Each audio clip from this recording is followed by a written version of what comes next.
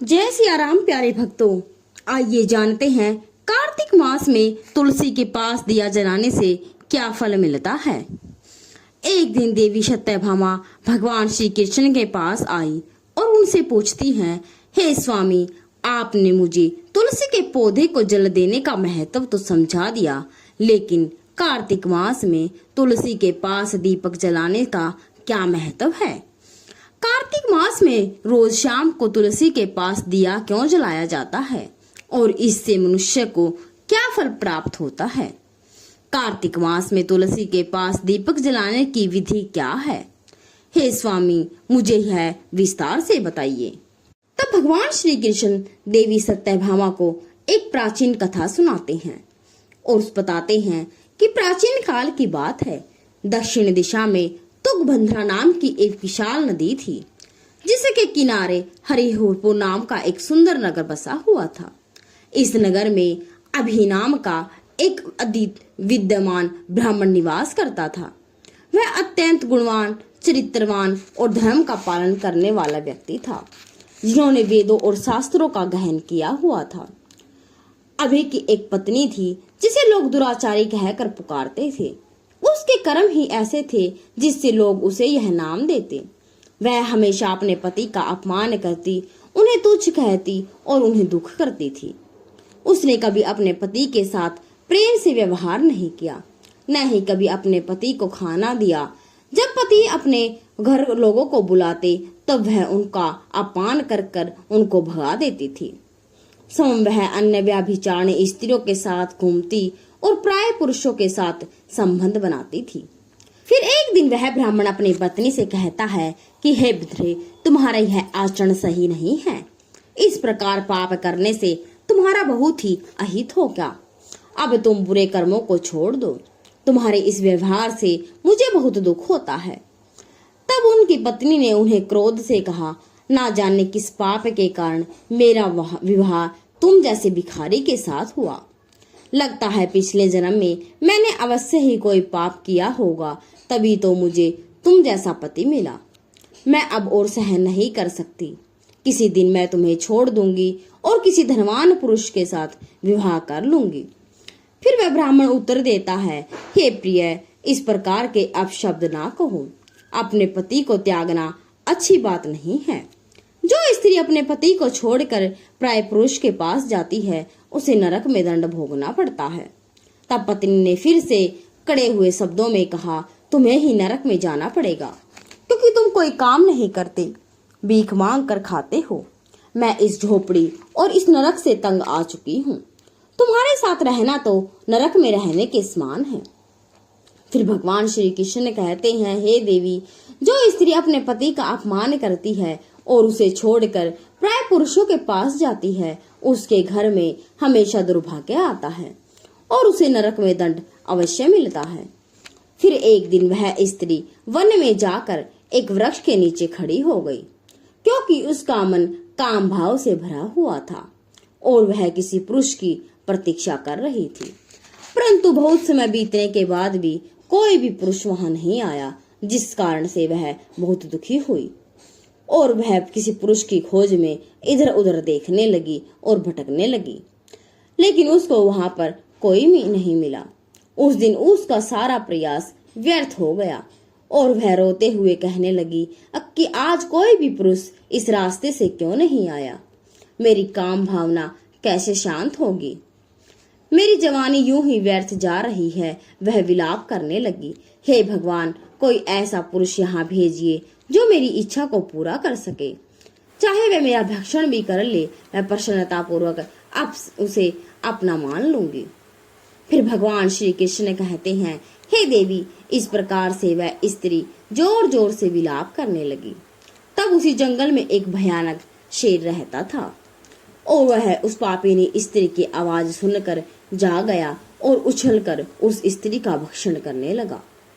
उस शेर का नाम बहुत ही जाना माना था, क्योंकि वह शेर उस जंगल का राजा था। वह अत्यंत भयानक था। उसका शरीर काले और नारंगी धारियों से युक्त था, जो जंगल की छाया में घुल मिल जाता था। उसकी आंखें अंगारों की तरह लाल थी, जो अंधेरे में भी चमकती थी। उसके जबड़े से लंबे लंबे दांत बाहर निकले हुए थे, जो किसी भी जीव को चीरने के लिए काफी थे। उस शेर की लंबी मजबूत पूंछ उसकी ताकत का प्रतीक थी। वह अपनी टांगों से जंगल में तेजी से भागता था। वह शेर पूरा शक्तिशाली मांसपेशियों से भरा हुआ था, जिससे वह एक ही झपट्टे में अपने शिकार को धराशायी कर सकता था। उसकी नाक से बार बार गर्म सांसें निकलती, मानो वह इसी पल अगले शिकार की तलाश में हो। उस शेर का एकमात्र लक्ष्य उन पापी और दुराचारी लोगों को खाना था, जिन्हें उनकी नीति से सौंपा गया था। तब वह भयंकर शेर आम के सामने खड़ा हुआ और उसे देखकर उस स्त्री के पसीने छूट गए और वह से थर-थर कांपने लगी। वह स्त्री कुछ करती, इतने में ही वह शेर ने पंजे से उसे घायल कर दिया और वह स्त्री जमीन पर गिर गई। जमीन पर गिरते ही वह स्त्री चिल्लाते हुए बोली, अरे शेर, तू यहाँ किस लिए आया है और मुझे क्यों मार रहा है? मैं तो यहाँ पर किसी पुरुष की खोज में आई थी। तू मुझे छोड़ दे, तुझे मुझे खाकर क्या मिलेगा? उस स्त्री की यह बात सुनकर वह भयानक शेर क्षण भर के लिए रुक गया और हंसते हुए बोला, हे दुष्ट स्त्री, आज भगवान ने तुझे मेरा भोजन बनाया है। तू जैसी पापिनी स्त्रियों को खाना ही मेरा काम है, तभी मुझे इस शरीर से मुक्ति मिलेगी। तब वह स्त्री कहने लगी, हे शेर, तुम कौन हो? मुझे सच सच बताओ, तुम्हें किस कारण से शेर बनना पड़ा और तुम मुझ जैसी स्त्रियों को क्यों खाते हो? पहले मुझे सारी बातें बताओ, फिर मुझे खा लेना। फिर वह शेर बताता है कि हे पापिनी, मैं तुम्हें मेरे पूर्व जन्म का वृतांत सुनाता हूँ, जिस कारण से मुझे शेर बनना पड़ा। पूर्व काल में दक्षिण देश में अमलापहा नाम की एक पवित्र नदी थी। उसी नदी के तट पर एक नगरी बसी हुई थी। यह नगरी अपने सुंदर मंदिरों, शांत वातावरण और धार्मिक अनुष्ठानों के लिए प्रसिद्ध थी। वहाँ एक ब्राह्मण परिवार निवास करता था, जिसमें मेरा जन्म हुआ। मेरा नाम देवदत्त था। मेरा पिता एक आदर्श ब्राह्मण थे, जो यज्ञ, हवन और धार्मिक अनुष्ठानों का पालन करते थे। मैंने अपनी किशोर अवस्था में वेदों का अध्ययन किया और यज्ञ आदि धार्मिक कार्य में पारंगत हो गया। लेकिन जैसे जैसे मैं बड़ा हुआ, मेरे मन में धन का लोभ बढ़ता गया। मैंने अनेक यज्ञों का आयोजन किया, लेकिन वे धार्मिक उद्देश्य से नहीं, बल्कि धन के लिए। मैं पापियों के साथ बैठता था, जो धर्म का पालन नहीं करते थे, उनके साथ भोजन करता था और मेरे मन में धन के लोभ में उनके अनैतिक कार्यों का समर्थन भी किया। धर्म के मार्ग से भटकते हुए मैंने उन वस्तुओं का भी सेवन किया जिन्हें ब्राह्मणों को नहीं लेना चाहिए। मेरा मन इतना लोभ में डूब गया कि मैं बहाने बहाने में दूसरों से धन मांगता और फिर वापस नहीं करता। मैंने अनेक प्रकार के छल कपट किए और इस प्रकार पाप करते हुए कई वर्ष बीत गए। फिर समय के साथ मेरा शरीर कमजोर हो गया, बाल सफेद हो गए, आंखें धुंधली हो गई और मुंह के दांत गिर गए। लेकिन धन का लोभ अब भी मेरे मन में ही भरा रहा और मैं पाप करता रहा। फिर एक दिन धन के लालच में मैं फिर से नदी के किनारे गया, जहां मैंने अन्य धूर्त ब्राह्मणों के साथ मिलकर लोगों को ठगा। हम सभी ने झूठे मंत्रों का उच्चारण किया, बिना विधि विधान के ही देवी देवताओं का पूजन किया, लेकिन इसका उद्देश्य केवल अधिक से अधिक धन दान में प्राप्त करना था। हमने लोगों को धर्म के नाम पर धोखा दिया। फिर उस दिन मैंने काफी धन एकत्रित किया, लेकिन उसी समय मेरे साथ एक भयानक घटना हुई। जब मैं वहां पर बैठा हुआ था, तभी एक बीमार कुत्ता मेरे पास आया। मैंने उसे दुत्कार कर भगा दिया, लेकिन वह क्रोध में आकर मेरे पैर में काट गया, जिससे मैं मूर्छित होकर वहीं गिर गया और मेरी मृत्यु हो गई। फिर मेरी मृत्यु के बाद यमराज के 2 दूत प्रकट हुए, जो काले और भयानक रूप वाले थे। उनके हाथों में जंजीरें थे। उन्होंने मुझे पकड़ लिया और यमपुरी ले गई। फिर यमपुरी में मुझे यमराज के सामने खड़ा कर दिया गया। यमराज ने अपने दिव्य सिंहासन से चित्रगुप्त को आदेश दिया और मेरे कर्मों का लेखा जोखा मांगा। तब चित्रगुप्त ने बड़े ही गंभीर स्वर में कहा, हे धर्मराज, यह ब्राह्मण जिसका नाम देव है, इसने अपने जीवन में घोर पाप किए हैं। इसने धर्म के नाम पर लोगों को ठगा है और झूठे मंत्रों का उच्चारण कर यज्ञ किए हैं और भगवान का अपमान किया है, जिससे यह धन के लालच में धर्म से दूर हो गया और इसने कभी भी धर्म का पालन नहीं किया, इसलिए यह प्राप्ति ब्राह्मण नरक जाने के योग्य है। फिर यमराज ने अपने दूतों को आदेश दिया, इस पापी को नरक की अग्नि में डाल दो, जिससे यह वहां जाकर अपने कर्मों का फल भोगे। इसके बाद मुझे नरक की भयंकर अग्नि में डाल दिया गया, जहां वर्षों तक मैंने वहां की यंत्रणा सहन की और मेरी आत्मा को बहुत पीड़ा सहन करनी पड़ी। फिर अनेक वर्षों की सजा के बाद मेरे पापों के कारण मुझे बाघ का शरीर प्राप्त हुआ और मैं इस दुर्गम वन में निवास करना पड़ा। फिर वह बाघ शेर अपनी कहानी को समाप्त करते हुए बोला, अपने पूर्व जन्म के पापों का प्रायश्चित करते हुए मैंने यह संकल्प लिया कि मैं कभी भी महात्मा, साधु पुरुष या सती स्त्रियों को नहीं खाऊंगा। मैं केवल पापियों, दुराचार और उल्टा स्त्रियों का ही भक्षण करूंगा, जिन्होंने अपने जीवन में अधर्म के मार्ग पर चलकर दूसरों को दुख दिया है। मुझे विश्वास है कि ऐसा करने से मुझे मेरे पापों से मुक्ति मिलेगी और मैं इस शरीर से जल्द ही मुक्त हो जाऊंगा।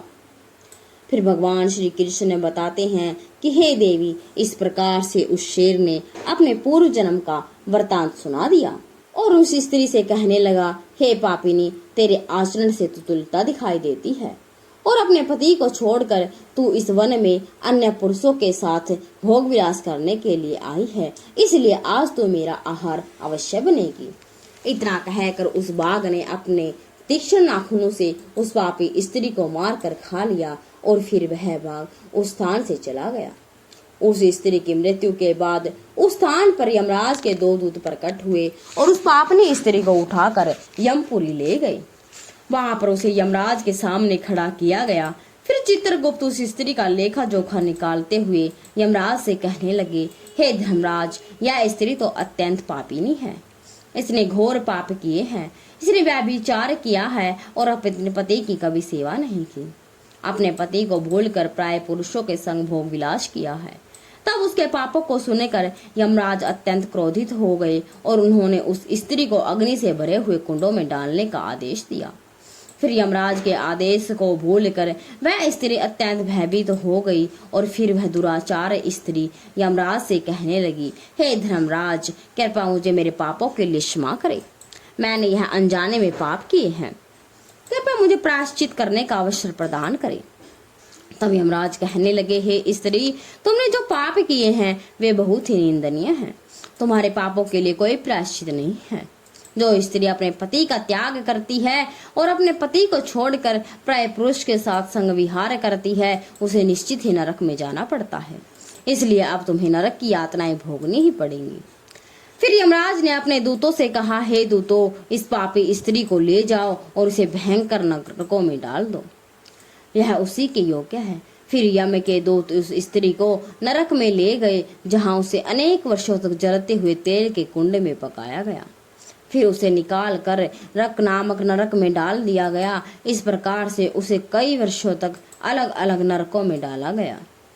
फिर नरक में कष्ट भोगने के बाद वह महापापी स्त्री पुनः पृथ्वीलोक पर आकर चांडाली के रूप में जन्मी। फिर चांडाल के घर में जन्म लेकर वह फिर से अनेक पाप करने लगी, जिससे वह व्यभिचार में लिप्त हो गई और कई पापी पुरुषों के साथ संग विहार करने लगी। फिर कुछ समय के बाद पूर्व जन्म के पापों के कारण उस स्त्री के शरीर में कोढ़ का रोग हो गया और वह भयानक पीड़ा सहने लगी।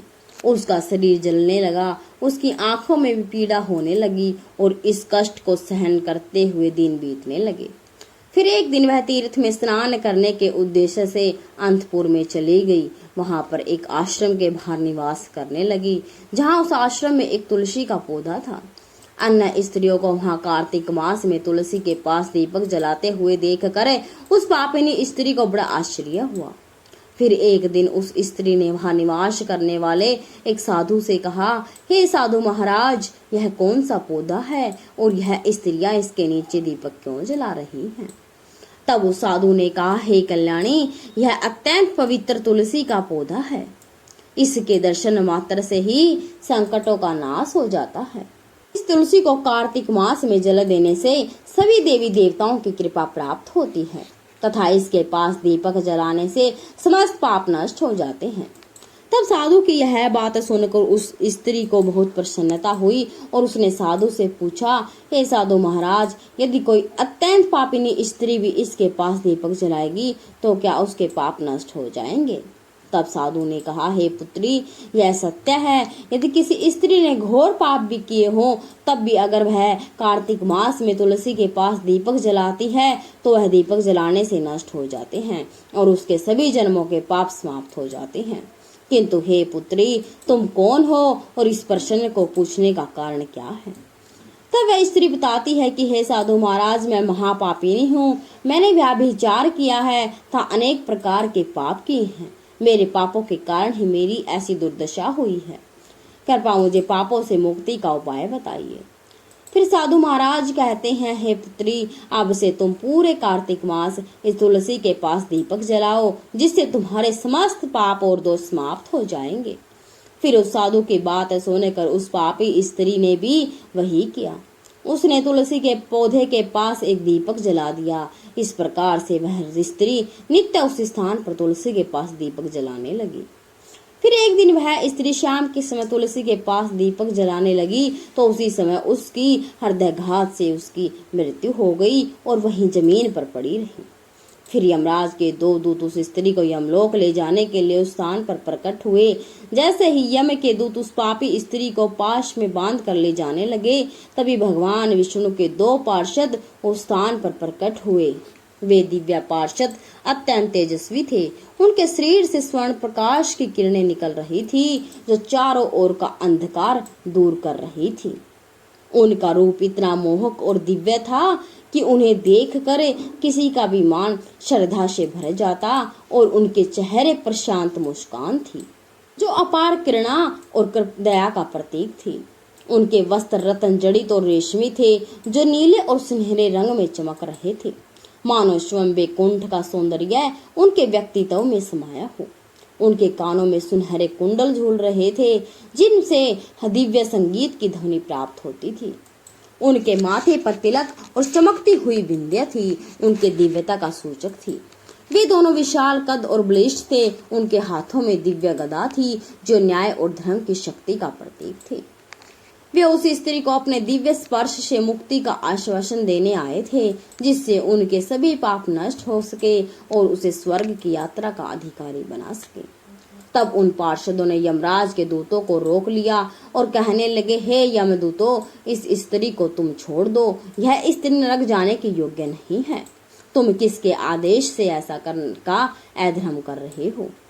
फिर यम के दूत कहने लगे, हे पार्षदों, हम यमराज के आदेश से इस पापी स्त्री को उठा कर ले जा रहे हैं, किंतु आप हमें किस कारण से रोक रहे हो?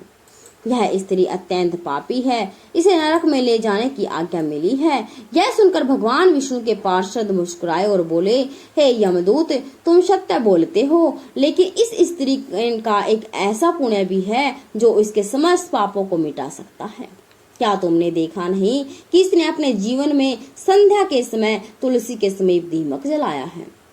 यही तब यमदूतों ने चकित होकर पूछा, हे पार्षदों, कार्तिक मास में क्या केवल तुलसी के समीप दीपक जलाने से इसके समस्त पाप नष्ट हो सकते हैं? फिर भगवान विष्णु के पार्षद ने गहन दृष्टि से यमदूत की ओर देखा और समझाया, तुम इस बात को नहीं समझते क्या यमदूत?